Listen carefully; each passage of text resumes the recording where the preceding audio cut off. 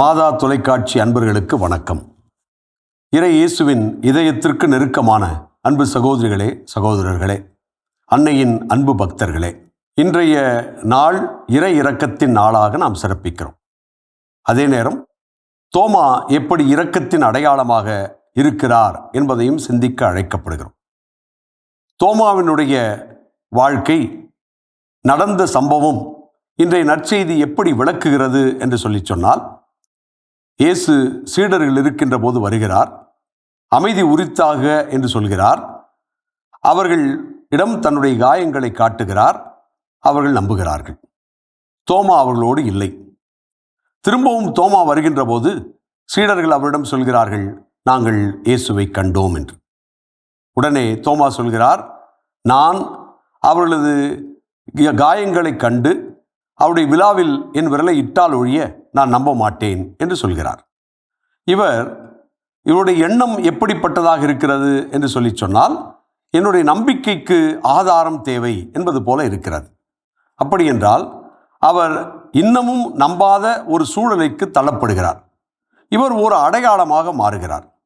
நிறைய பேர் அப்படி இருக்கலாம். இயேசுடைய உயிர்ப்பை நம்பாதவர்களாக இருக்கலாம். இயேசு உண்மையிலே உயிர்த்து விட்டார், அவர் உண்மையிலே வாழ்கிறார் என்பதை நம்பாமல் இருக்கலாம். இவர் ஒரு அடையாளமாக மாறுகிறார். அந்த அடையாளம் ஒரு குற்றமாக கூட பார்க்கப்படுகிறது. அந்த குற்றத்திற்கு இயேசுவினுடைய விடை என்னவாக இருக்கிறது என்று சொன்னால், மறுபடியும் தோன்றுகிறார். தோமாவை அழைக்கிறார், இங்கே வா, என் காயங்களை பார், இங்கே என்னுடைய விழாவில் விரலை இடு என்று அழைக்கிறார். ஆனால் அவர் இடுவதாக தெரிவதில்லை. ஆயினும் அவர் உடனே சொல்கின்ற வார்த்தைகள் தான், நீரே என் கடவுள், நீரே என் தேவன் என்று சொல்கிறார். இந்த மிக குறிப்பான இந்த வார்த்தைகள், அவர் இப்படித்தான் எனக்கு ஆதாரம் தேவை என்று யோசித்தவராக தெரியவில்லை. மாறாக இது எல்லாருக்கும் உரிய ஒரு தெளிவை தருவதாக அமைவதை பார்க்கிறோம். அவருடைய விசுவாச வார்த்தைகள் இன்றைக்கும் அனைவருடைய விசுவாச வார்த்தைகளாக மாறுவதை பார்க்கிறோம். இது என்ன நாம் புரிந்து கொள்ளலாம் என்றால், இறைவன் அவர் மீது தனிப்பட்ட இரக்கம் கொண்டிருந்தார். இறை இரக்கம் தனிப்பட்டவருக்கும் உண்டு என்பதை விளக்குவதை பார்க்கிறோம்.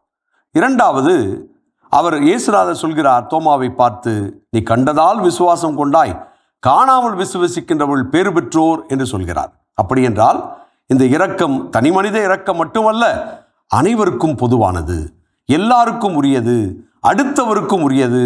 அதிலும் மிக குறிப்பாக உன்னை போல கேள்வி கேட்காமல், ஆதாரம் தேடாமல், கடவுளை, இயேசுவை, உயிர்ப்பை, உண்மையான வாழ்வை ஏற்றுக்கொள்கின்றவர்கள் நிறைய பேர் இருக்கிறார்கள். அவர்களுக்கு உண்மையான இரக்கம் கிடைக்கும், என்னுடைய இரக்கம் அவர்களுக்கும் சுரக்கும் என்று சொல்லி அடுத்தவளுக்கான இரக்கமாக வைக்கிறார். தனி மனித இரக்கம் அடுத்தவளுக்கான இரக்கம் என்பதாக மாறுகிறது. இறுதியாக, தூய ஆவியை பெற்றுக்கொள்ளுங்கள், யாருடைய பாவங்களை மன்னிக்கிறீர்களோ அவை மன்னிக்கப்படும் என்று சொல்கின்ற மிக பெரும் யூனிவர்சல் ட்ரூத் என்பது போல எல்லாருக்கும் உரியது மன்னிப்பு. இது தோமைக்கு உரியது மட்டுமல்ல, அல்லது அடுத்தவளுக்கு உரியது மட்டுமல்ல, அனைத்துலகினருக்கும் உரியது. யாரெல்லாம் தங்களுடைய குற்றங்களை உணர்ந்து கொள்கிறார்களோ, யாரெல்லாம் உண்மையிலே இயேசுவை நம்புகிறார்களோ, உண்மையான இயேசுனுடைய நற்செய்தியை நம்புகிறார்களோ, உண்மையான இயேசுனுடைய வழிகாட்டுதலை புரிந்து கொள்கிறார்களோ, அவர்கள் அனைவருக்குமே மன்னிப்பு, இரக்கம் என்பது உரித்தாகும் என்று சொல்கிறார். எனவே இந்த இறை இரக்கத்தின் நாளிலே தோமை வழியாக நமக்கு கொடுக்கப்படுகின்ற செய்தி என்னவென்றால், நாம் உண்மையிலேயே இறைவனை கேட்டு தெரிந்து கொண்டு தனக்கான இரக்கத்தை பெறுவது மட்டுமல்லாமல், அடுத்தவளுக்கான இரக்கத்தை நாம் பெறக்கூடிய கருவிகளாக மாறலாம் என்பதையும், அதே நேரம் நான் அடுத்தவளை மன்னிக்கின்ற போது அவருடைய குற்றங்கள் மன்னிக்கப்படுகின்றன. அந்த மன்னிப்பே உறவினுடைய அடிப்படை, அதுவே இறையரசின் சாரம் என்பதை இன்றைக்கு புரிந்து கொள்ள முடிகிறது.